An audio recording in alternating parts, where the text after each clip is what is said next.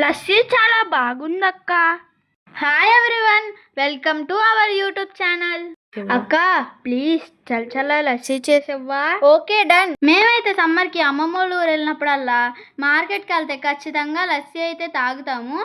2 minutesలో Maggi అలా చేసుకుంటాము. ఈ లస్సీ కూడా 2 minutesలో మనం చేసేసుకోవచ్చు.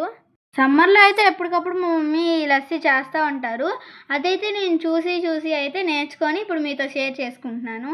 నేనైతే ఒక మిక్సీ జార్లో 2 బనానాస్ కట్ చేసి వేసుకున్నాను. నెక్స్ట్ అయితే 4 స్పూన్స్ షుగర్, 1 కప్పు పెరుగు, ఇంకా కొద్దిగా వాటర్ అయితే వేసుకున్నాను.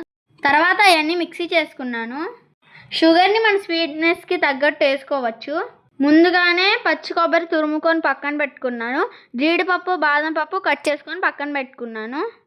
ఈ లస్సీ పైన అయితే పచ్చి కొబ్బరిని వేసుకొని తాగితేనే టేస్ట్ ఉండిద్ది.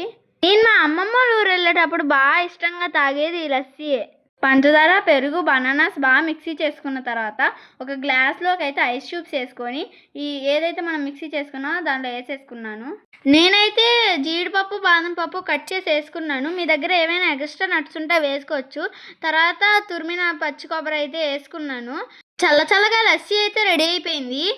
మీకు ఈ లస్సీ నచ్చితే కనుక ప్లీజ్ లైక్ చేసి సబ్స్క్రైబ్ చేసుకోండి. ఇంకా లస్సీ అయితే రెడీ అయిపోయిందని మా తమ్ముడిని అయితే నేను పిలిచాను. మా తమ్ముడు ఏం చెప్పాడో మీరే వినండి. థ్యాంక్ యూ సో మచ్ అక్క, నా కోసం లస్సీ చేసి ఇచ్చినందుకు.